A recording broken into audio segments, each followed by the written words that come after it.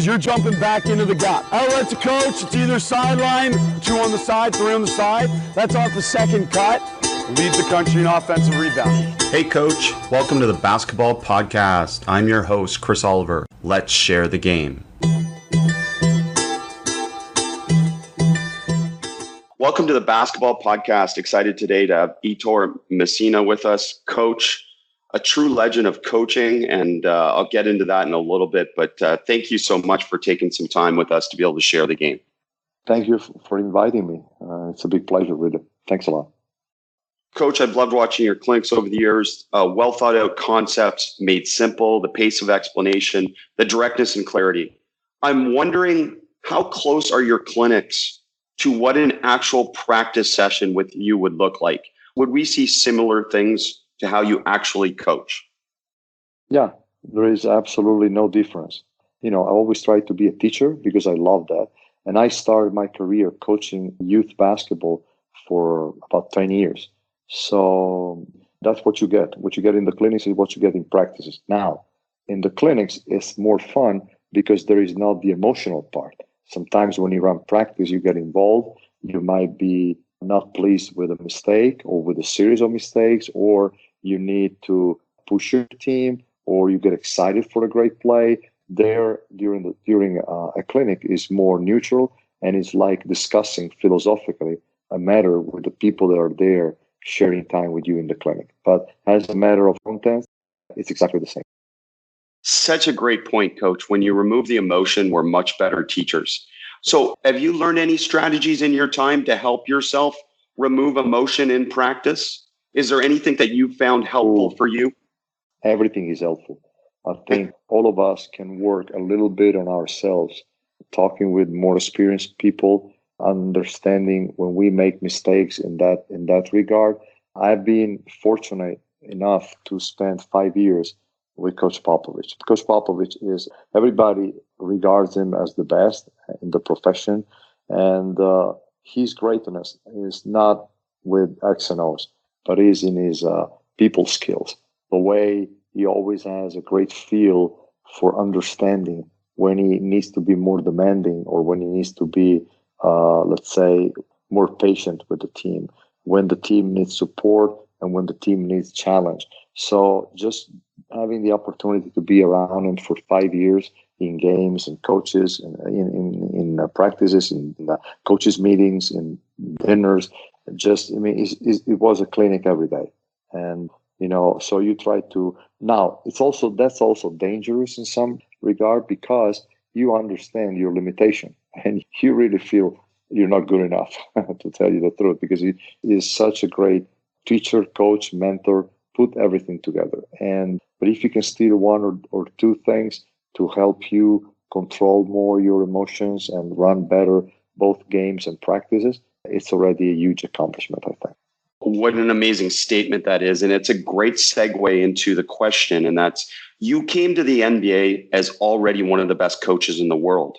What did you learn in the NBA that you are bringing back now to Europe as you go back and you're coaching Olimpia Milano? And we know you're going to be the head coach and the president of basketball operations, but let's focus on the coaching aspect. What are some things now that you bring back from the NBA to Europe? Well, as you know, the Euroleague now is in connection with the National League is becoming extremely demanding. You play 70 to 80 games a year, like in the NBA regular season, plus with a lot of traveling. And the schedule is becoming extremely demanding, not only the competition. So, addressing the workload of the players, becoming more essential in game preparation and in using the little practice time that you have. I think this being with Pop and his staff, great experience in order to become, let's say, more efficient, I would say. Of course, a lot of things strategically, because when you prepare and coach against the Warriors or Houston or the Boston Celtics or all the great teams that you have there, or I've been following very closely because of our relationship with Coach Snyder, the Utah Jazz. And it's been interesting to see how he implemented a lot of international stuff into his playbook, both defensively and offensively, all these things together. It's been an amazing experience. And I've learned a lot. And for sure, I already implement something when I coached the national team of Italy 2 years ago at the Eurobasket. And I think you can really apply a lot of the things to, of course, you need to adjust that to the different format of the game. 40 minutes are completely different from 48. So rotation-wise, or the way you use the players is different. Timeouts different. Some situation, free throw situation are different. But the goaltending rule is different. But a lot of stuff you can really, try to put together what I've been used for years in Europe and what I've seen in these years in the NBA. Well, and if you can, this is the podcast to do it. Can you give us a specific example of, say, one thing? Say that example that you brought back to the Italian national team. What was one thing that transferred from the NBA to Europe, or, in terms of tactical? Well, I think the most interesting part is I would work and I would like to work. And I did it a little bit when I had Manu Ginobili back with Kinder in 2000, 2001. But I think that an early offense after a made field goal, it's pretty interesting to maintain a flow of the game that is not broken after a make. You walk the ball to the other end and you run a play every time. So I think that could be interesting. At the same time, because of the 40 minutes, the value of the possession is different. Every possession has a high value. So I understand that there is a tendency because of that to slow down a little bit the game and control a little bit more the kind of shot that you can get. Another thing that is pretty interesting is I think in the Euroleague has been in the years a pick and roll league like the NBA. What we've seen in the NBA, the more and more teams are trying to do what the Warriors do, post the ball and then run a lot of splits for the shooters, rather than the usual floppy action that has been the fashion for many, many years. So all these little things I think could be easily helping any kind of team. And just because I've been familiar with that, I would like to, without changing anything dramatically, but that's something that I would keep an eye on. Well, it's fascinating. And you already talked about kind of the uniqueness of playing against different teams. Do you find that in Europe as well, that there's unique styles, or does it seem like it's a little bit more similar? Like playing against a Rockets team versus a Golden State team, very different preps, very different approaches. Are you finding that similar in Europe now? I agree. I agree with you. I think that, of course, even in Europe, there are a lot of great coaches, and all of these coaches put their trademark on their team. So you know that if you play a team coached by Zelimir Obradovic, what you're going to go at. If you find a team coached by David Blatt, it's a different style, and you have to be prepared. But because of, let's say, there is not such a huge differences among players. I mean, when you talk about Harden and Curry, two amazing players, for example, but different in their style, different the way they handle the ball and make plays for themselves and for the other players. So, of course, their teams playing, I would say, completely different.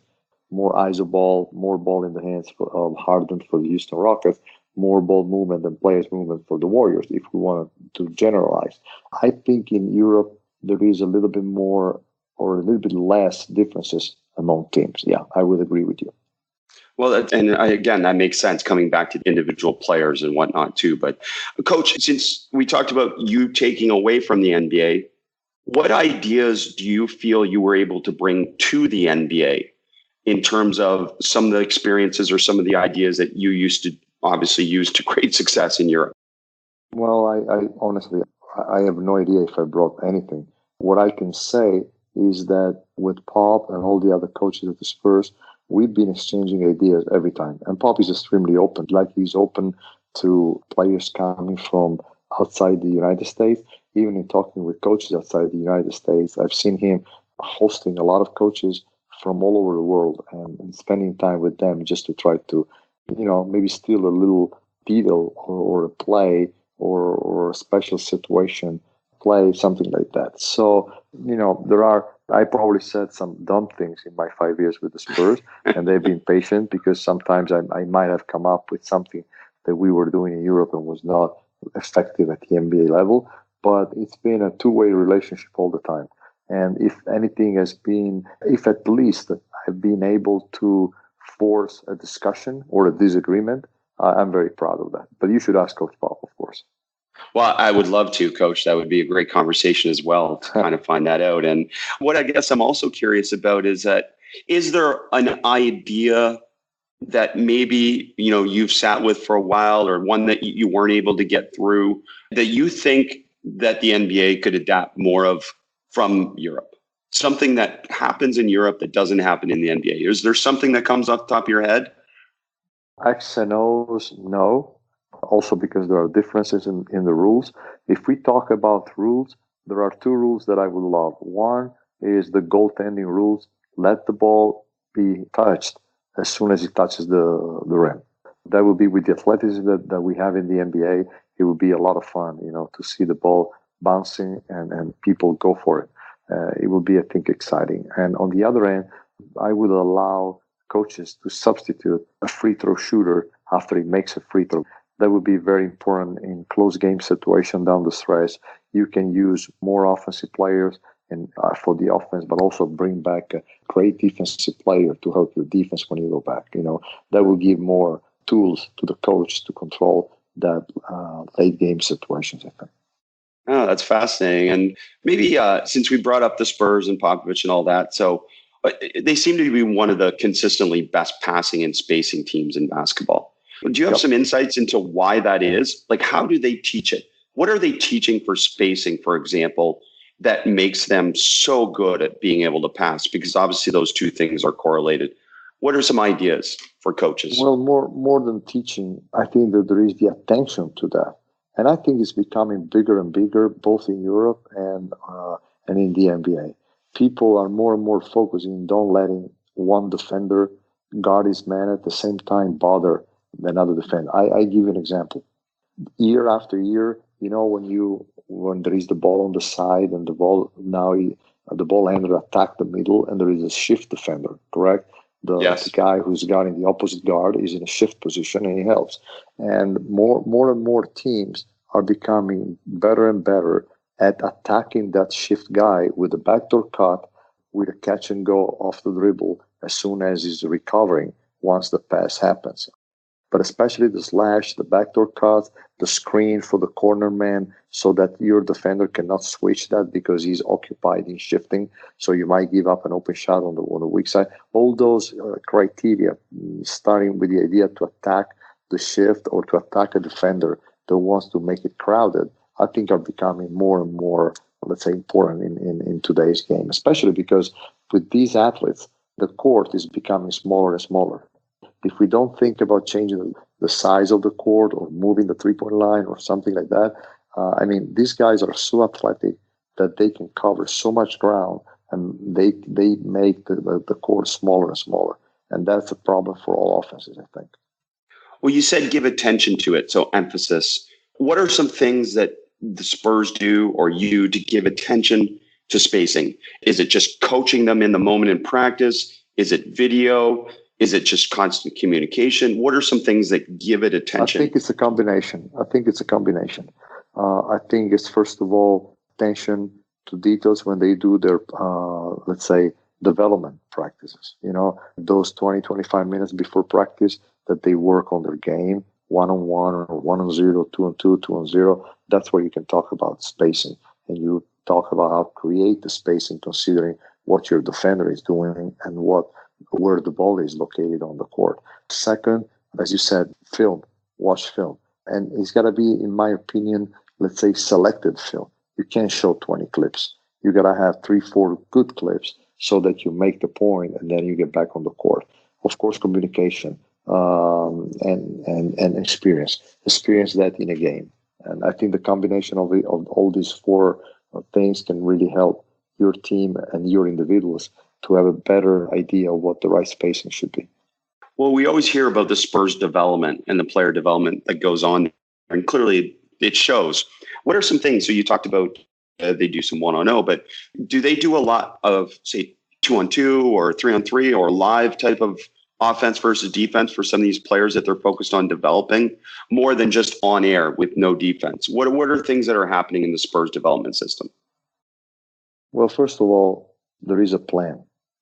I've been there 5 years, and Chip Engelland has always been there, and he's much more than a shooting guru.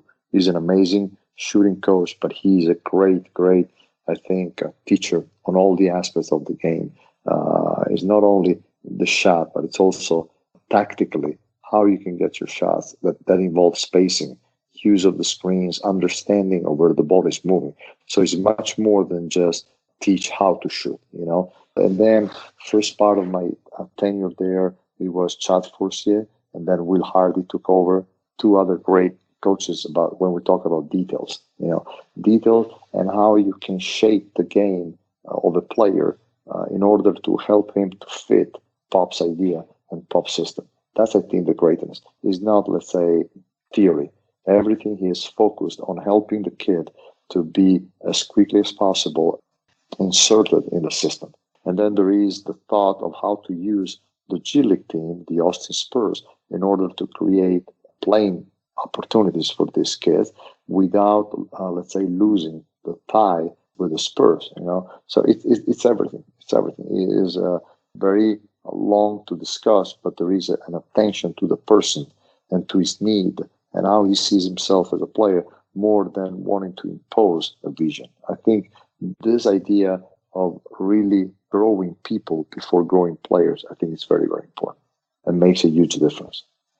So is that focusing mainly on the player's strength relative to how they can eventually help and succeed in the NBA? No, absolutely not. There is also a clear attention to what the weaknesses are that might prevent him to become a real NBA player, and then work to correct those differences, those problems, and those weaknesses for sure. Really good point. Pre-NBA days, what did you underappreciate about the NBA? What did you maybe not appreciate as much about the NBA before you got there? As all the Europeans, I had the wrong impression that it was more, let's say, I wouldn't say entertainment, but the focus on toughness and competitiveness and grind was coming more towards the end of the season or in the big games and, of course, in the playoffs. Nothing more wrong than that. Starting with my first year with the Lakers about 10 years ago when I was with Mike Brown there during the lockout season and then, of course, with Coach Pop. I mean, the league is very demanding. You have to be very prepared, and the competition, especially in these days in the West, where it was always a nightmare to find the teams that were not making the playoffs. It's been, I understood how challenging is that, how hard it is for players, the back-to-back, how hard it is for players, the 3 and 4 nights, and, how they have to dedicate a lot of time, not only on the on-court activities, but in treating them, in preparing themselves, in handling their small nagging injuries. It's watching film to be better, watch film individually, watch film as a team. I mean, it's a great league. The players and coaches are treated, I would say, amazingly in terms of conditions like traveling, arenas, organization. But I mean, it's really demanding on the players, I think, especially, and of course on the coaches too. Of course, on the coaches. I mean, you're doing the same travel. You're doing obviously to a certain extent more work. Now, when you talked about workload management a little bit, and traditionally in Europe, you practice more. And I don't know if that's changing because obviously you're playing a lot more games in the EuroLeague, et cetera. But is there a danger in not practicing enough now in the NBA? Or is it the right balance right now? And then what do you take away from that to Europe? First of all, I can tell you about my only 2 experiences. And with Coach Brown, we had a short season because it was the lockout season. And we need to take advantage of every situation like shoot around or a day without games to practice to get the team together. Coach Pop has been handling a team where, with the exception of the last 2 years, the key players have always been the same. Tony, Tim, Manu, going back to, let's say, supporting cast like Matt Bonner. I mean, players that had been there with him, knew the system, were very efficient, were very, let's say, already mentally and technically prepared. Then, of course, you change players. You bring new players in. They have to adjust to learn the system. And there's been more differences in the last 2-3 years in the roster. But all players have been extremely focusing, following the league, and that's been extremely helpful, of course. But still, with the changes in the roster, coach has been always very careful in not overloading the team, starting with preseason. So this is something that is also going to happen in Europe. Just to give you a very, very easy example, when I was coaching in Europe years ago, still many few days a week, you had two practices because you were lifting and shooting, and then you had the team session in the evening, and there was only one game during the week. Now, most of the times you have two games during the week, and you have very long flights.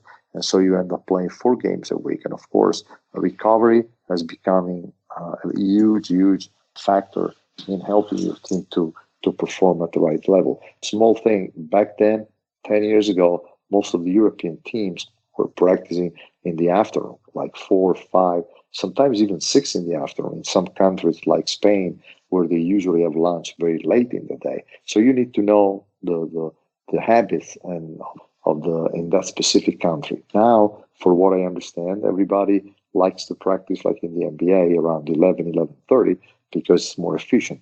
Because you go there early, you do your therapy, you prepare practice, video, film, individual workout, then practice, short practice, and then everybody's done and can rest until the following day for another practice day or for a game day. So a lot of things are changing, and I think that in this regard, the two leagues are becoming closer and closer.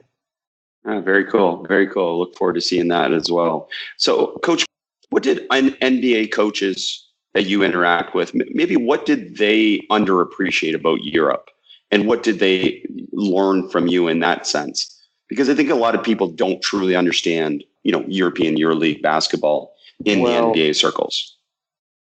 Well, first of all, nobody has learned anything from me because I'm not in a situation that I can teach anything to anybody. I mean, these coaches, and seriously, the level of the coaching in the NBA, forget, of course, the head coaches.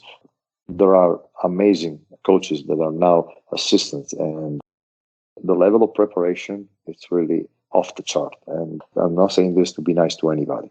I've discussed and talked and learned a lot from my fellow assistants, both with the Spurs and talking with the other assistants from the other teams. And you can see that when you see how they prepare games, how they prepare individually the players, what the routine they go through. I mean, really high level. Now, once said that, it's also true, but this is changing because of the tones of European players that are coming here and performing. But up to a certain extent, up to a few years ago, the stereotype of the European players was that he was skilled, he could shoot, but he was not an athlete most of the times, and more important, was not that tough.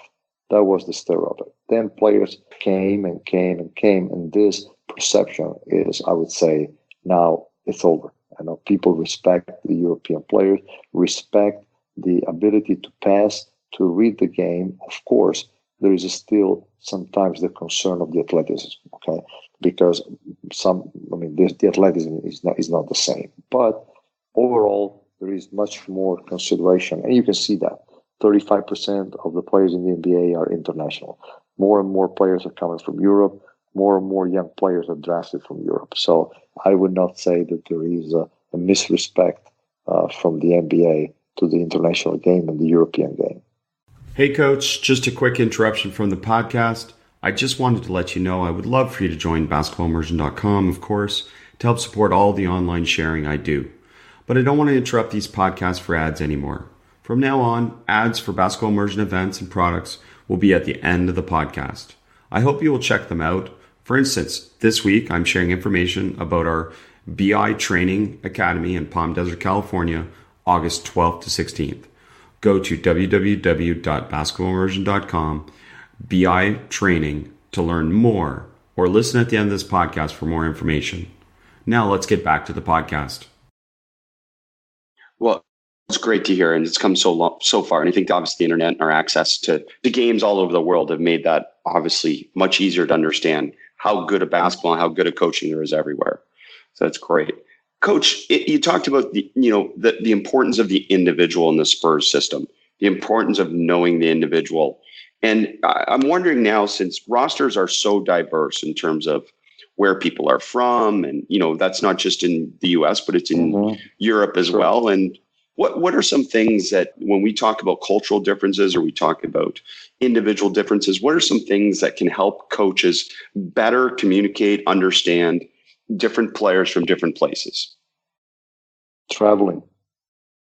I was happy to read the very first thing that David Fisdale did when he signed for the Knicks, or that Coach Carlisle did when they signed Porzingis, was to go to Latvia and understand where this kid was coming from. There is nothing more than that, to go there and see what the habit is for eating, for talking, for spending the day, for practicing. Okay, so I would travel. It's simple like that. It's fun and it's a learning experience. Traveling is I think the very first tool to understand people, visiting them and understand the culture. No, that's great. And from reading about Popovich as well, it seems like so many of his conversations with players have nothing to do with basketball. And Absolutely. That's kind of what you're alluding to there, is getting to know the person, obviously, beyond the sport. Yeah. Absolutely. And I think it's very, very important for sure. Yeah, that's really cool. So, Coach, let's get into a little bit of some philosophy, X's and O's, Y's, and different things like that. But I've been asked this frequently about how do you marry your philosophy of defensive transition and offensive rebounding? What are some things coaches can think about marrying those two philosophies and making them, a common system? Well, you can do a lot of things. I think it depends, first of all, what kind of team you have. Because if you have a team that can really hammer the board, you will probably encourage them to go to the board. I think that also depends on the league. In Europe, you can probably be more focused on the offensive boards, because now many teams run. Most of the team, let's say, they come down the floor, they take their time, they organize their offense. They can run maybe occasionally on a block shot or a steal or a long rebound, but overall they do not pursue an up-tempo game. You don't have a good transition game in the NBA, you're done, because everybody runs and everybody pushes the ball. And if you don't have good balance on the court, it's a layup or even worse, a wide open three. So I think depends on the leagues, depends on the personnel. I personally always thought that defensively, if you can take away the transition points and the second chances points, theoretically, it's very hard for any team, including the Warriors or the Raptors, to score more than 85, 80 points.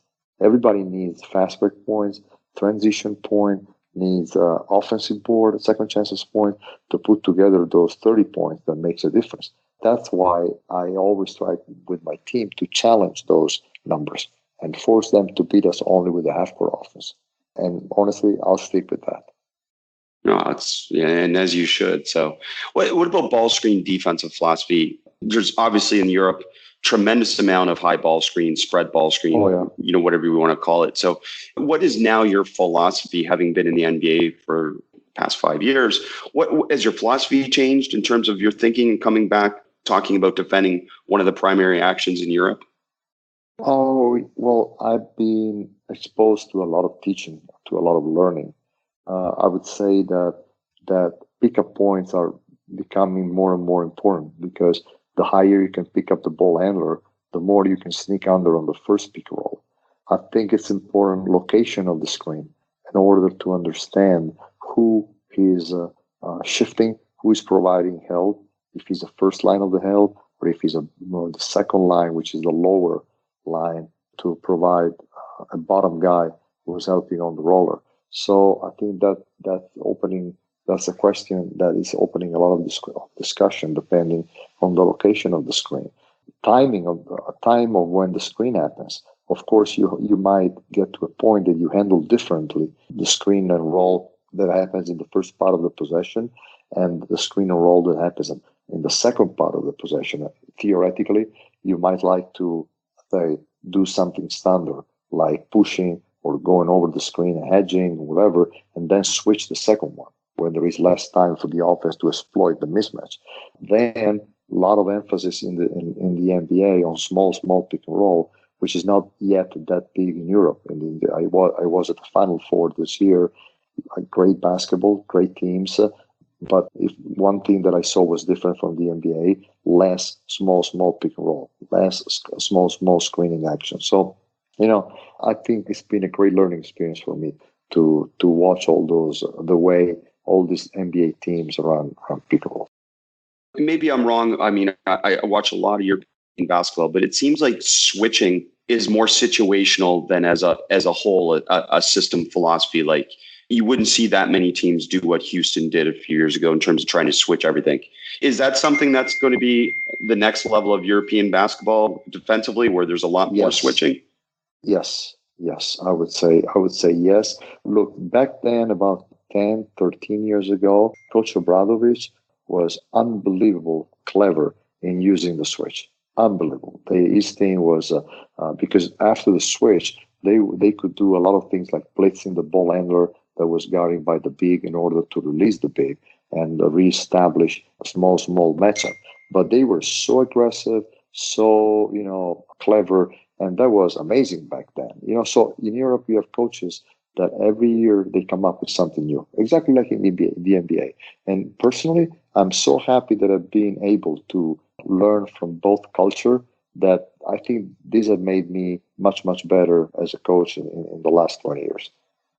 Well, there's no doubt you've got to be one of the most studied coaches in the world with all these experiences, and also the opportunity to be able to apply some of these ideas. And that's the challenge, as you know, for assistant coaches who are longtime assistants. And now you're getting back to that role where you get to apply all this stuff. So speaking to coaches who are, again, we have all this learning online. We have all these opportunities to learn. How do you actually then decide, what are we going to do on defense since you now have all this new learning? What is it for you that brings it back to how do you start implementing your defensive system? First of all, we got to put together the team. And once I define my roster, I can, pick up my spot. There are some concepts that are, let's say, unnegotiable, like competitiveness, like, the desire to put your body in play, fighting screens or throwing charges or whatever. There is the concept like be the best possible one-on-one defender you can. So all these things are not negotiable. But then switch more or be more containing in a drop, or ice the ball or send it to the middle. I'm honestly very flexible in that. And I think that should be really suited to the personality you have. You cannot, for example, drop the big all the time if you don't have enough size or enough, let's say, body.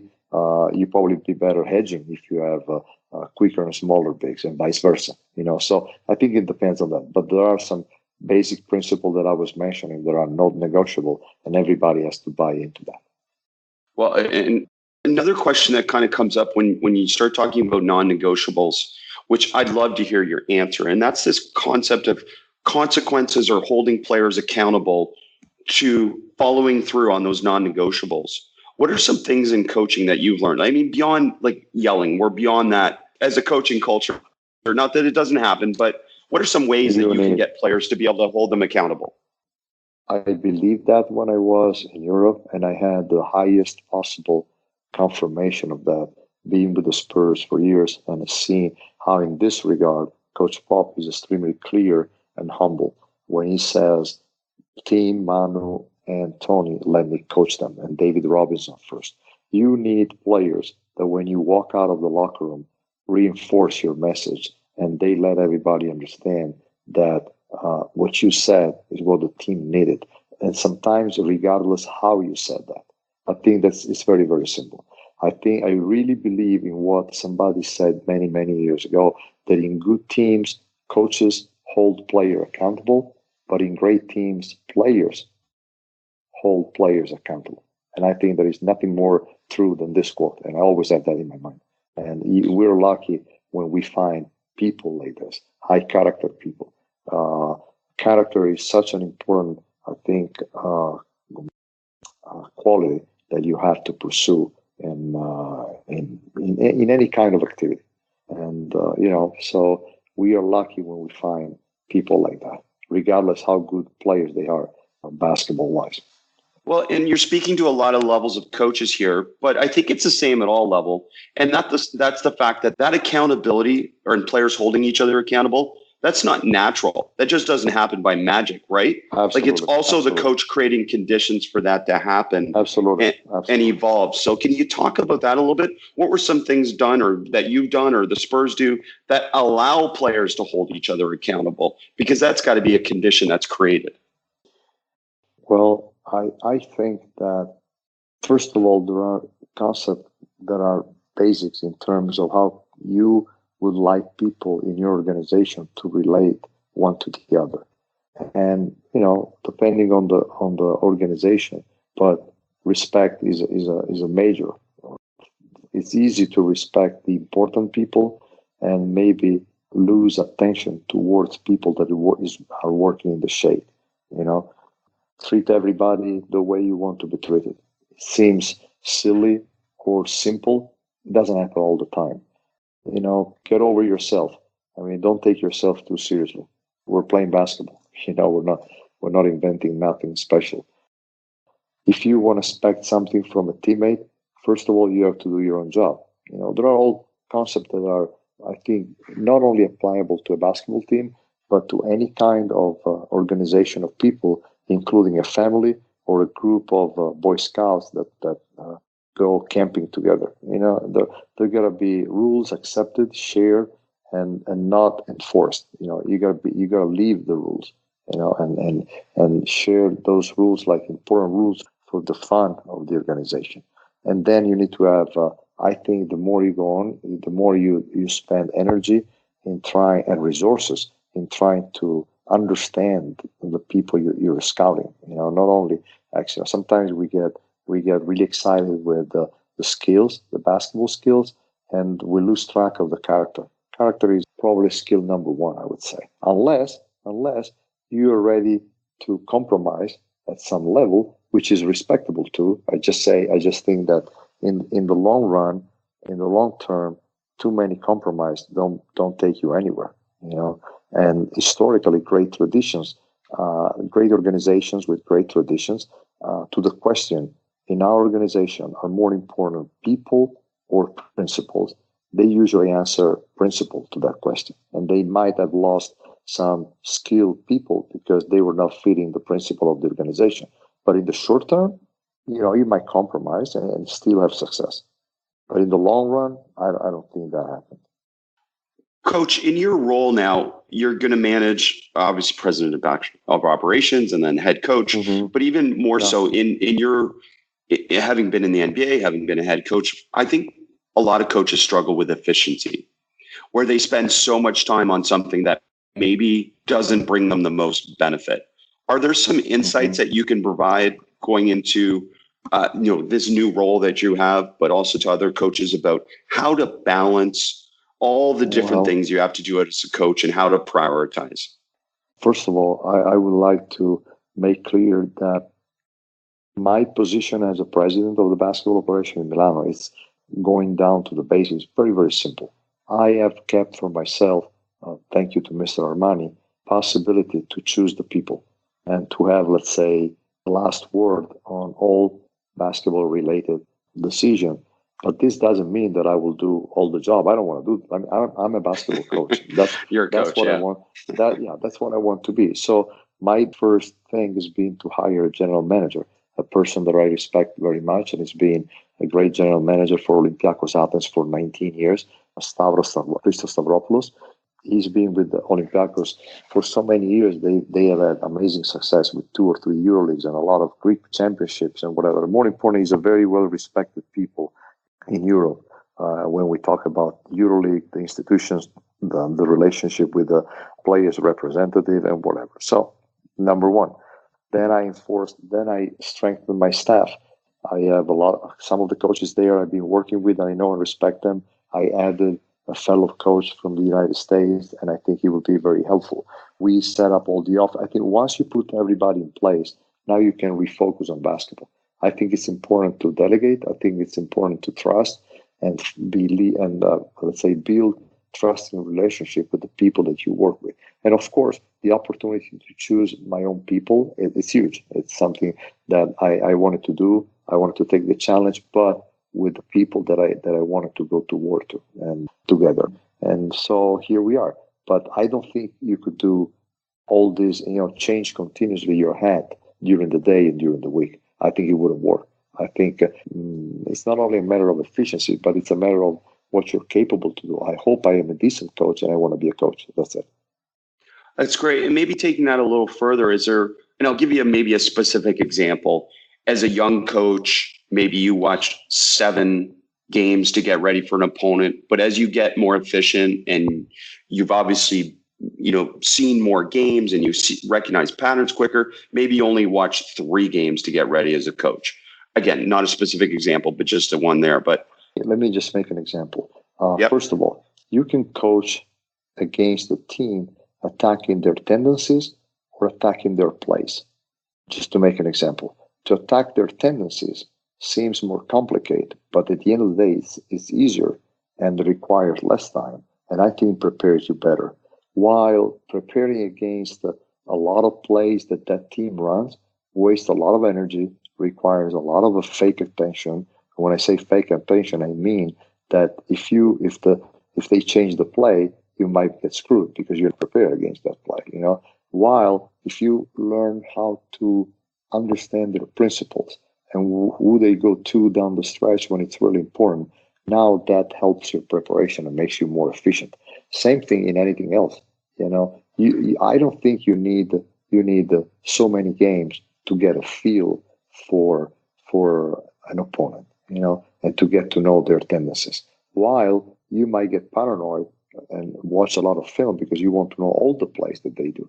But that's not what will help you to win, I think, because your players sometimes have a hard time to understand and keep running well your own plays. Figure about the opponent plays. Now, I'm not saying that they shouldn't be prepared in that regard, but tendencies are much more important. And in the same token, there are a lot of other situations where, you can really sum up what is the basics that you want to be prepared or that you want to do, and then in case you add something else. Well, and that's exactly what I was getting at. So that's a great example because we've heard that about the Spurs, that the focus is on your team. It's on the Spurs more than the opponent, and that you don't do as much scouting as sometimes coaches are obsessed with. And I love hearing that example. Listen, Coach Pop, people think that Coach Pop lies or jokes when he says that until he gets to the playoff, he never watches the opponent. That's exactly the truth. He keeps watching his own team. If he watches film, it's about the Spurs. Then when playoff, and he trusts us, the assistants, to help him with the preparation, watching the opponent. That's how it is. And no fake, no fake news. That's exactly what he does. And that's how he teaches, and that's how he grows his own team, focusing on our team rather than focusing to destroy the other team. And so that's reflected in obviously everything he does throughout the season. And like he speaks about only the Spurs. Does he speak about the opponent, or is that the assistant coach's responsibilities? That's assistant coach's responsibility. And of course, before the game, he comes in and says, he addresses a couple of topics, of big topics, but the preparation is, and more than the preparation, I would say the philosophy is know better yourself. The more you know about yourself and the more you improve yourself, that will help you to perform at the highest possible level. And you kind of alluded to that, but is that advice for a young coach to know yourself, focus more on yourself and your team than the opponent? If you allow me to joke, Chris, if you allow me to joke about that, Socrates, the Greek philosopher, thousands of years ago, was the first who said that. Know yourself. Know yourself. Gnosete ipsum was in Greek, in Greek language. And it's awesome, but it's a big leap of faith for a young coach, isn't it? Because we've been ingrained with, you got to be so prepared. You got to be so prepared, and we're not saying don't be prepared, but we're saying prepare your team instead of the other team, right? And I think coaches need to hear that. Exactly right. Yeah. I think, and again, it's because if you go deeper in analyzing who you are and how you can get better, and that helps a lot. and you'll be better. You'll be better. There is no. You will grow up. You will grow up for sure. Well, I think the other thing is coaches dismiss it and say, "Oh, well, Popovich can do this because he's had all this success and he's got NBA players." But really, again, this applies at all levels of coaching, right? Focus more on your team. Yeah, that's exactly right. That's exactly right. Coach, thank you so much. So grateful for you to share the game and spend some time with us. Thanks for taking some time. It's been an honor and a privilege, seriously, much more than what we usually say, the formal part. I really mean that. Thank you so much for taking time to call me. Amazing. Coach, yes, I will hit you up on WhatsApp or email, and I'll let you know where I'm in, but I will be there all the time. So I look forward to connecting. Do me a favor. When you publish this, send me the link, please, okay? 100%, Coach. I will send you all the information. All right, take care. Thank you. Thank you. Bye-bye. Bye-bye. Thanks for listening to the podcast, Coach. I want to share with you something I'm so happy to finally be opening up. It's our basketball immersion training, or BI training. We were doing a live 5-day training camp specifically for college and pro players.